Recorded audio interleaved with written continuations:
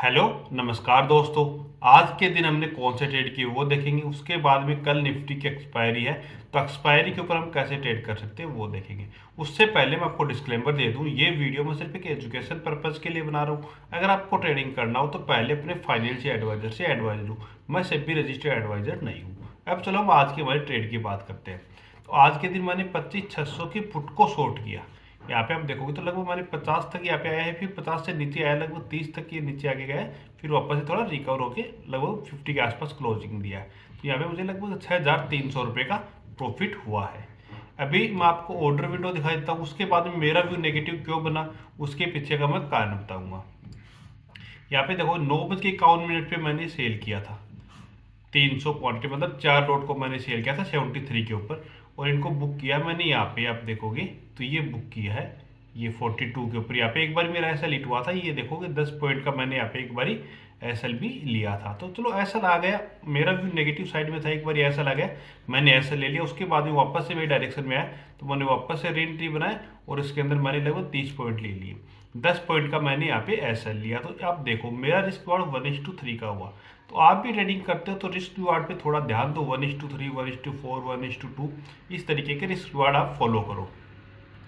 अब बात करते हैं हमारा व्यू नेगेटिव साइड में बनने के पीछे का कारण क्या था।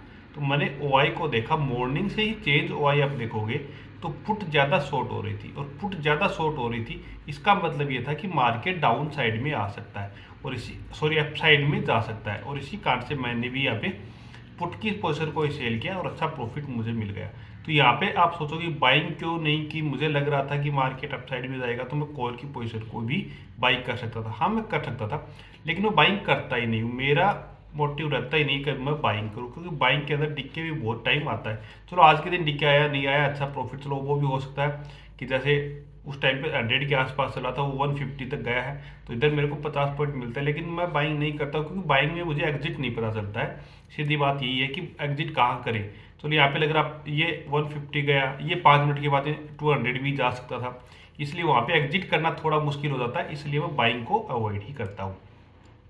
अब कल के दिन एक्सपायरी है तो हम एक्सपायरी पे कैसे ट्रेड कर सकते हैं। तो पहले हमारा व्यू बना लेते हैं, ओआई को ही देख लेते हैं। तो पहले हम ओआई देखें तो यहाँ पे तो आप देखोगे तो कॉल और पुट दोनों सेम सेल हो रहे हैं ओआई के अंदर। तो लेकिन अगर हम चेंज ओआई की बात करें कि आज के दिन ज़्यादा क्या हुआ है, तो आज के दिन ज़्यादा पुट सेल हुई है। पुट ज़्यादा सेल हुई है मतलब यहाँ पे आप देखो यहाँ तक ये तीनों जगह पुट ही पुट सेल है, ये दो कॉल सेल है। तो मतलब मार्केट अगर रहेगा तो इन दोनों रेंज के अंदर रहने की पूरी चांसेस है। मतलब ये हमारा लो हो गया 25,500, नहीं 550, 25,550 से लेके, और इधर हमारा एरिया हम ये निकाले तो ये हमारा 25,700। तो ये 150 पॉइंट की रेंज के अंदर से हमें दिखा रहा है कि इस 150 पॉइंट के रेंज के अंदर निफ्टी कल की एक्सपायरी के अंदर रह सकता है। अब हम चार्ट देखते हैं और चार्ट के हिसाब से हम कैसे ट्रेड कर सकते हैं वो देखते हैं। अप साइड का लेवल हमें ये मार्क करना है क्योंकि 3 बार टेस्ट हो चुका है ये एरिया, तो इसको हम मार्क यहाँ पे कर लेते हैं। तो पहला एरिया हमारे लिए ये बन गया। तो ये अब ये नहीं है वीक एरिया बन गया हमारा रेजिस्टेंस, यहाँ से ब्रेकआउट होने के चांसेस ज़्यादा है कि यहाँ से ब्रेकआउट निफ्टी कर सकता है। तो इस एरिया को अगर ब्रेक करता है 25,650, 25,650 से ऊपर अगर निफ्टी निकलता है तो हमें अप साइड के लिए ट्रेड का प्लान हम कर सकते हैं। दूसरा डाउन साइड की बात करें तो ये जो स्विंग हमारा इसको मार्क रखना जो 25,540 है, 25,540 से निकलता है निफ्टी नीचे की साइड में, जैसे इसे 60 का ये 40 का, तो हम 40 का एरिया को मार्क करेंगे। इससे नीचे अगर निकलता है तो ये जो एरिया है 25,440, 25,440 या फिर 450 इस एरिया तक वापस से आ सकता है। मतलब 100 पॉइंट का डाउन साइड में फॉल हमें देखने को मिल सकता है। अगर इसी एरिया में ऊपर होता है 25,500 के आसपास, तो 25,700 500 के आसपास ओपन होता है तो मार्केट यहाँ पर रेंज बनाने की चांसेस है या फिर वोल्टिलिटी क्रिएट करेगा। डायरेक्टली इसको नीचे की साइड में ब्रेक नहीं करेगा क्योंकि पुट बहुत ज़्यादा सेल है और एक्सपायरी के दिन ओआई बहुत काम करता है। या तो ओआई से आप देख लेना कि पुट का जो ओआई है वहाँ से निकलने स्टार्ट हो जाएंगे चेंज ओआई में। अगर वहाँ पे निकलने स्टार्ट हो गए तो मार्केट ब्रेक कर सकता है, नीचे की साइड में बड़ा नीचे की साइड में फॉल भी आ सकता है। लेकिन अगर यहाँ पे ओआई नहीं चेंज हो रहा है कि पुट से ओआई से नहीं निकल रहे हैं तो फिर मार्केट नीचे की साइड में ब्रेक करने के बहुत कम चांसेस है, वहाँ से सपोर्ट लेके अप साइड में ही निकलने के पूरे पूरे चांसेस रहेंगे। तो इस चीज़ को थोड़ा देख लेना एक्सपायरी के दिन कि डायरेक्टली आप ट्रेड मत करना।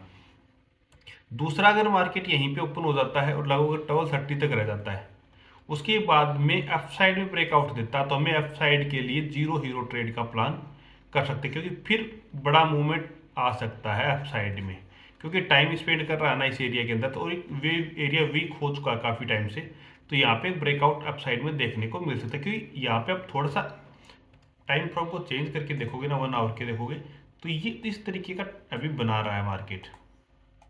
ये देखो यहाँ से अप गया, फिर ये स्विंग बनाया, अब ये अप गया, ये स्विंग बना रहा है, अब इस तरीके से बनाएगा तो फिर बड़ा ब्रेकआउट हो सकता है, क्योंकि ये हाई हाई इस तरीके से बना रहा है, तो इस तरीके से बनाएगा तो ये थोड़ा अप साइड में ब्रेकआउट कर सकता है। तो हमें अप साइड के लिए अगर हमारी ट्रेड बनेगी तो बड़े टारगेट के लिए हम यहाँ पे प्लान कर सकते हैं।